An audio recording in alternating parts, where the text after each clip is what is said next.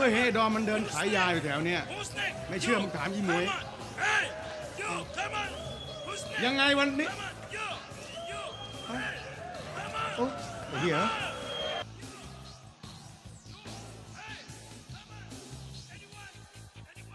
ไอ้นั่นมันมาแล้วครับ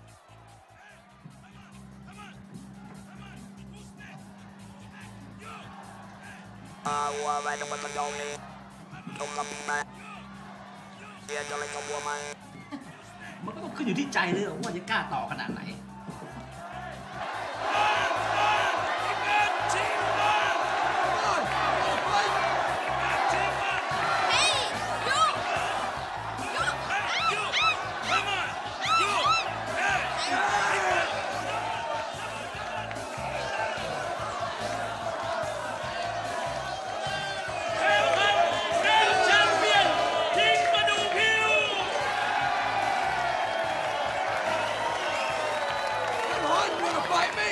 Come on! What are you waiting for? Let's go! I'm here! Come on! What? You're scared? Let's go! Come on! Let's go! What are you waiting for? มีอะไรอ่ะพี่ยอดบิ๊กแบร์เนี่ยท้ายทิ้งชก Come and fight me! Come on! Thai boxing's good on stage. You should try freestyle. You won't beat me. Thai people are not strong enough. That's why Thai women come to my country to become hookers. Come on! I'll show you. Come on.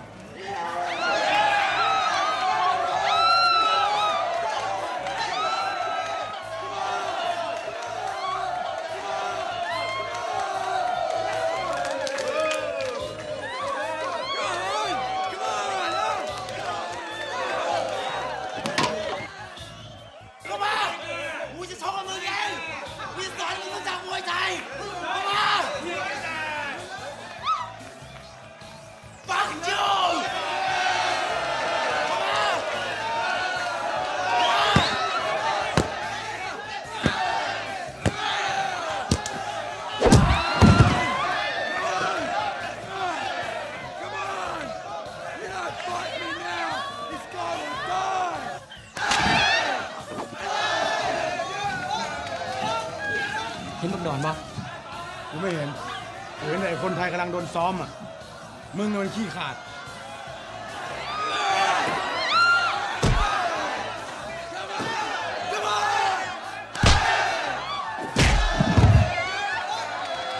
มึงจะช่วยมันไหมเนี่ยถ้าไม่ช่วยมันตายนะ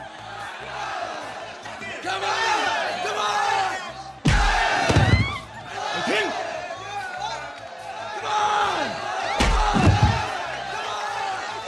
ถ้ามึงเป็นคนอย่างนี้นะ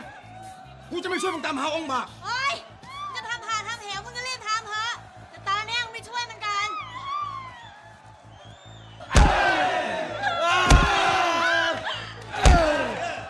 I will kill him!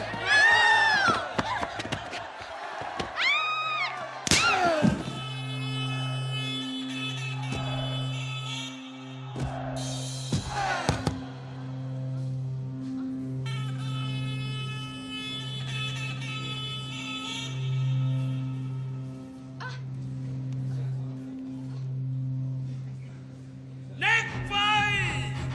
Big Bang การทิ้งมาดูผิว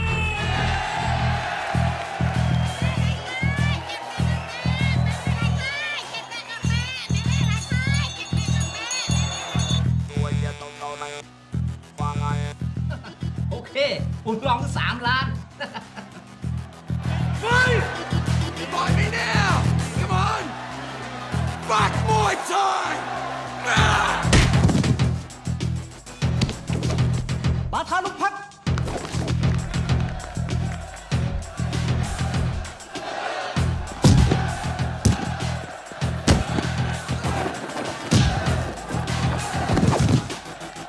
หนุมานห้ามลงตาถ้าเกิด กิดเด็กผมชนะผมขอรับตังค์เองนะพี่ กูรู้แล้ว พี่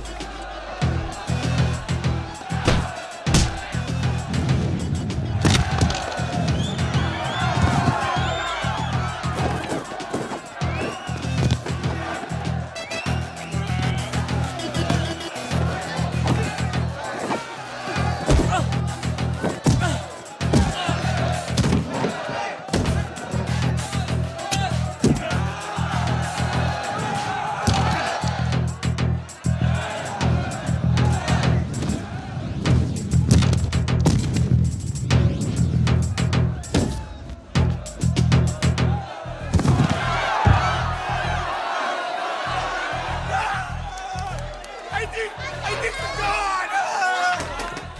พอแล้วมั้งเฮียวันนี้สงสัยยาวคืนไม่ทันแล้วล่ะ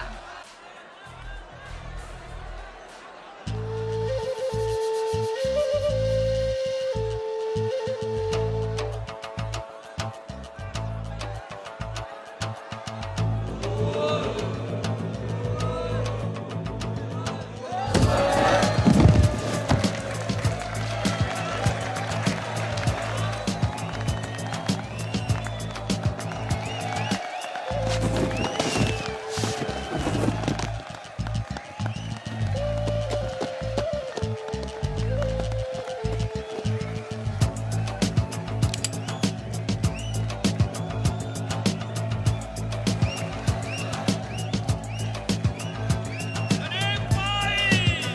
ทิ้งประดูผิวแอนโตชิโน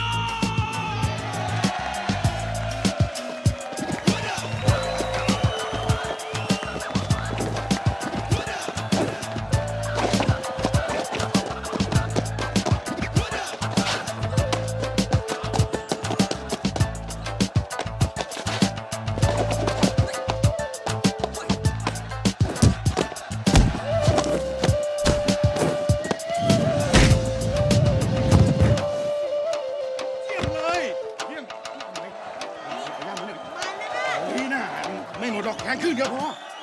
เชื่อดีมึงเชื่อกูดิ เดียวนะ เออ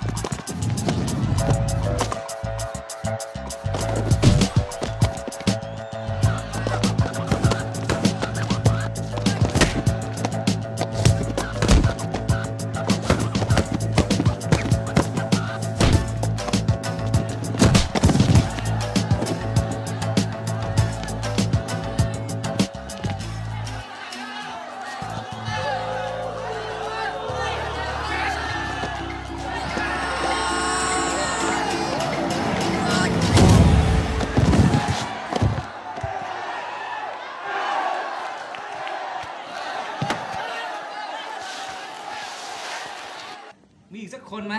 คราวนี้เหม่อๆไปเลย โอ้ไม่มีปัญหา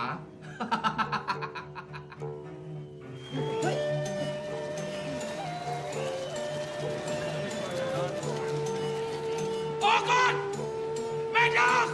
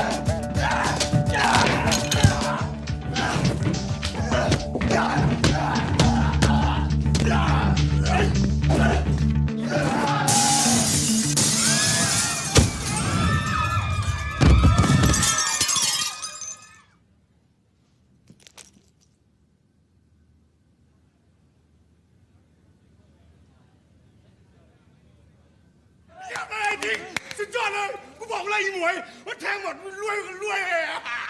แทงกูงงไอ้สัตว์งงรวยเลย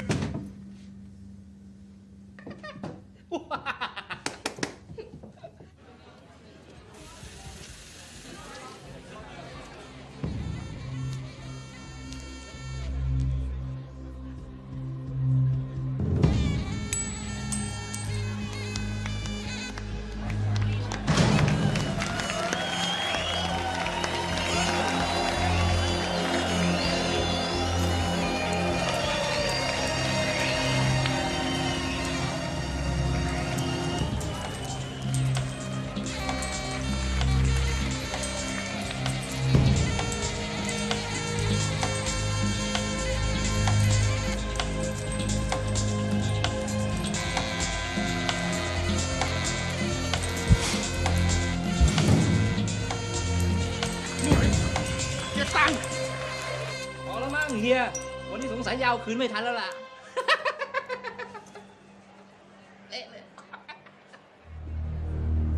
ไอ้ทิ้ง